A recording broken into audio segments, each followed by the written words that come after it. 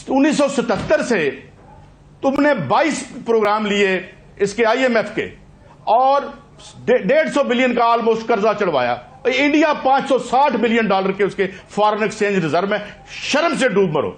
क्या आप जानते नहीं है कि सूद हराम है हमारे मजहब में, मगर हर मुसलमान मुल्क में सूद होता है। जफर हिलाली साहब ने GNN और के साथ जो अपना सफर था यहाँ तक हमारे साथ जो इख्तियार किया था, आज वो इस सफर को यहीं पे खत्म कर रहे हैं। 1977 से तुमने 22 प्रोग्राम लिए इसके IMF के और 150 बिलियन का ऑलमोस्ट कर्जा चढ़वाया। इंडिया $560 बिलियन के उसके फॉरेन एक्सचेंज रिजर्व में, शर्म से डूब मरो। सना बुच्चा साहबा, ये जो लॉन्ग मार्च है इमरान खान की, क्या आप समझती हैं कि ये एक सीरियस थ्रेट बन गई है PMLN की हुकूमत के लिए, प्राइम मिनिस्टर शहबाज शरीफ साहब के लिए? उनके लिए एक प्रेशर है बहुत ज्यादा इसका? मोहित साहब, आप मेरे होस्ट हैं, आपका प्रोग्राम है, आपका जो दिल चाहे आप कर सकते हैं, लेकिन जिस तरह की गुफ्तगू इस वक्त शेख रशीद साहब ने की है, मेरा ख्याल है आपको उनको स्नब करना चाहिए था। आपको उनको कहना चाहिए था ये बिल्कुल गलत बात वो कर रहे हैं। अगर वो हलफ आइन की हलफ की, उन्होंने जो कल हलफ लिया इमरान खान साहब ने आइन की ताबे होने का, तो ये गुफ्तगू करना कि आप प्रॉपर्टी को उठा देंगे, ट्रेडर हमें नहीं रोक सकेंगे, तो आप क्या कह रहे हैं? आप ये अग्रेशन बढ़ा रहे हैं इस मुल्क में। आप ये कह रहे हैं कि you will cut through anything. सो ये लोगों को नुकसान पहुंचाना, अमलाक को नुकसान पहुंचाना, ये आपको आइन में नहीं नजर आता कि यू कैन डू दिस?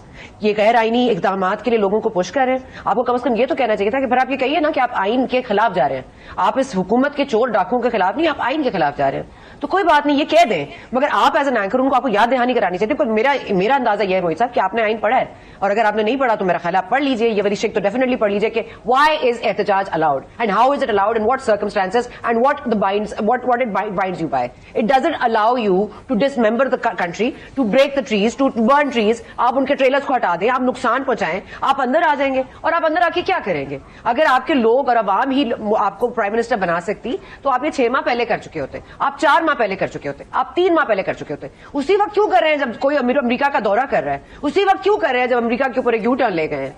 क्यों कर रहे हैं? आपको लगता है ये अवाम के सहारे आएंगे? ये कभी अवाम के सहारे आए हैं, या इनमें आने की सकत है? ये इनकी गलत फहमी है और खुश फहमी है, और बहुत जल्द ही खत्म हो जाएगी। अभी सईद काजी साहब भी कह रहे थे वो रात को ख्वाबों में डराते हैं, वो तो जी रात की तो जरूरत ही नहीं है। खान साहब तो किसी वक्त भी माशाल्लाह सुबह फजर के वक्त भी डरा सकते हैं, बरकला सकते हैं, धमका सकते हैं, जोहर के टाइम भी कर सकते हैं, शाम में भी कर सकते हैं। उनके ऊपर कौन सी कदगन है?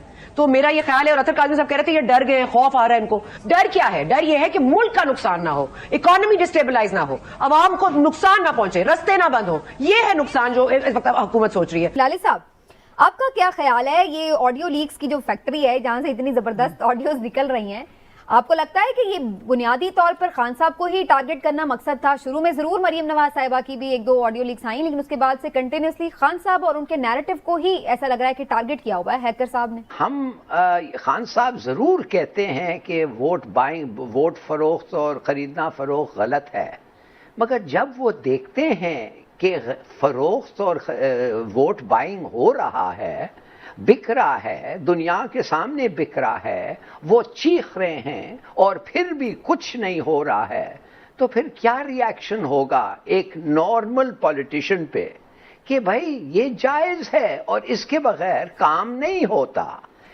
आप कहते हैं कि इन्होंने कहा कि गलत है, शिर्क है, ये है। क्या आप जानते नहीं है कि सूद हराम है हमारे मजहब में, मगर हर मुसलमान मुल्क में सूद होता है। हम सब जो हैं सूद कमाते हैं और सूद लेते हैं, बल्कि अगर हमें कोई ज्यादा सूद दे तो हम उनके साथ जाते हैं। और ये तो एक खेल मजाक है, कहते हैं कि प्रॉफिट एंड लॉस है। सही बात करो ना, जब आप पैसे किसी को देते हैं और ज्यादा पैसे वापस लेते हैं, उसका नाम है सूद। आप जो भी कहते हैं वो बिजनेस कहते हैं, लॉस एंड प्रॉफिट नहीं, सूद। तो कहने की बात यह है कि जब पूरी दुनिया का खेल ऐसा ही है, इस हद तक मुनाफकत है, तो ये आदमी जब चीख रहा था कि वोट बाइंग हो रही है, कोई कुछ नहीं किया, तो उसने क्या कहा? if you can't win, join them. आप लोग ये सोचिए, इस मुल्क की अब बात हो रही है, और तमाम लोग यहाँ पीटीआई फैंस नहीं हैं, ठीक है? बहुत सारे और भी लोग हैं जिन्होंने अपने रिप्रेजेंटेटिव पार्लियामेंट में भेजे हुए। माजरत के साथ शहबाज शरीफ साहब अपने लिए नहीं डर रहे, अतर काज़मी साहब भी चले गए हैं। अतर काज़मी साहब रिस्पॉन्ड करना चाह रहे हैं, चूंकि आपने मसला ये डॉक्टर साहब जाहिर है वो रिस्पॉन्ड ही करेंगे, मगर अगर वो रिस्पॉन्ड इस पे ना करें कि मैं खाबे लेती हूँ, अगर इस पे दूर रहें। میں نے تو آج تک کبھی کسی کو کس طرح ڈائریکٹ نہیں کہا کہ میں خدا آپ نے یہی کہا ہے, آپ نے کلپ نکال کے بات میں یہ کر رہا ہوں کہ یہاں پہ دیکھیں میجورٹی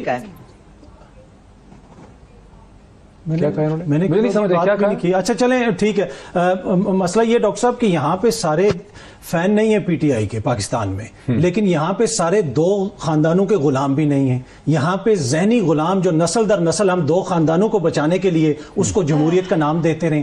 شیخ رشید صاحب نے جو باتیں کی اس میں یقیناً اعتراض کیا جا سکتا ہے, آئین اور قانون کے مطابق پرامن احتجاج ہونا چاہیے.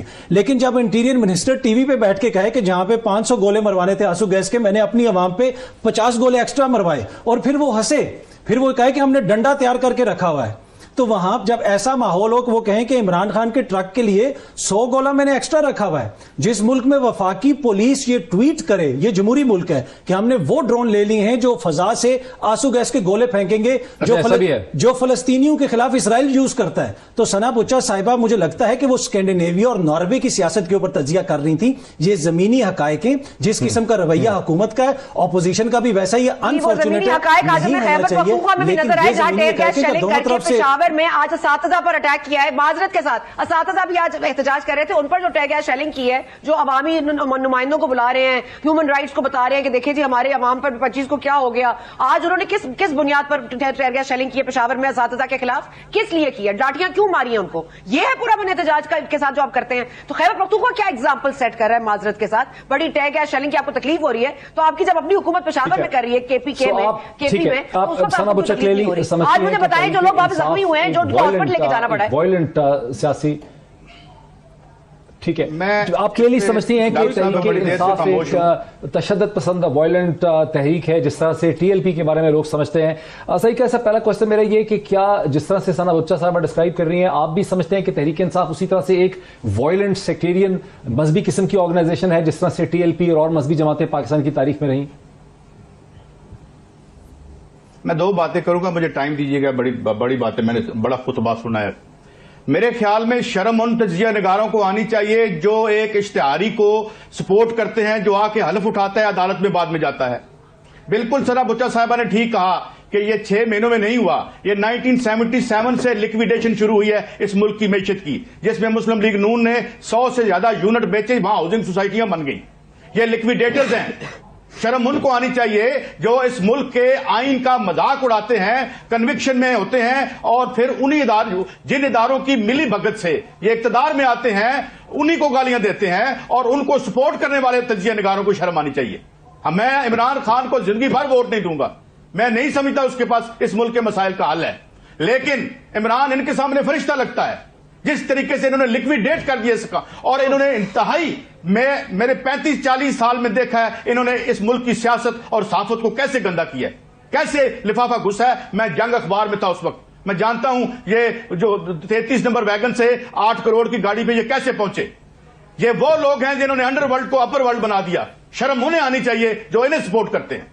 اور ان کو بھی میں عمران خان کے سامنے کہہ چکا ہوں بیٹھ کے 3 دفعہ کہ you don't have any solution, آپ نیو لبرل کیپٹلزم کے تحت کچھ نہیں کر سکتے. ایک اور بات یار, 1977 سے تم نے 22 پروگرام لیے اس کے IMF کے, اور 150 بلین کا آلموسٹ قرضہ چڑھوایا. انڈیا 560 بلین ڈالر کے اس کے فارن ایکسچینج ریزرو میں. شرم سے ڈوب مرو. کہ ظفر ہلالی صاحب نے GNN اور ان کے ساتھ جو اپنا سفر تھا یہاں تک ہمارے ساتھ جو اختیار کیا تھا, آج وہ اس سفر کو یہیں پہ ختم کر رہے ہیں, اور ہم بڑے اداس ہیں کیونکہ ہلالی صاحب جو ہیں وہ بڑے ہمارے زبردست پارٹیسپینٹ رہے ہیں, اور ہم نے بڑا ان سے سیکھا بھی ہے. تو ہلالی صاحب ہمارے پاس یقین کریں کہ اور کچھ نہیں ہے سوائے اس کے کہ ہم آپ کو بس بیسٹ وشز ہی کہہ سکتے ہیں, اور الفاظ نہیں ہیں. اور ہلالی صاحب ہمیں آپ کو پھر بھی وقتاً فوقتاً GNN کے پلیٹ فارم پہ تنگ کرتے رہیں گے, اور آپ کے لیے ہماری بہت ساری نیک تمنائیں ہیں, دعائیں ہیں. ہمارے ویورز بھی آپ کو یقیناً بہت مس کریں گے. ہلالی صاحب آپ خود بھی شیئر کریں کہ آپ کا ایکسپیرینس ہمارے ساتھ GNN کے ساتھ اور ویو پوائنٹ کے ساتھ کیسا رہا. بھائی زبردست ایکسپیرینس تھا GNN اور آپ لوگ. ویسے فرینکلی GNN تو ایک اچھا چینل, بہت اچھا تھا, لیڈرشپ یہ وہ, مگر آپ دو جو تھے یو میڈ دا پروگرام. اور حالانکہ ہمارے ویوز بالکل مختلف ہیں ابھی، اور آج تک ہم نے نہ ایک ایک پہ اتنا غصہ ہوا ہے نہ ایک ایک کو مارنے لگے ہیں. تو سوچئے تو صحیح ہمارا کتنی اچھی دوستی ہوگی کہ we able to get through without any personal recrimination. Thank you very much for both of you, or thank you to GNS.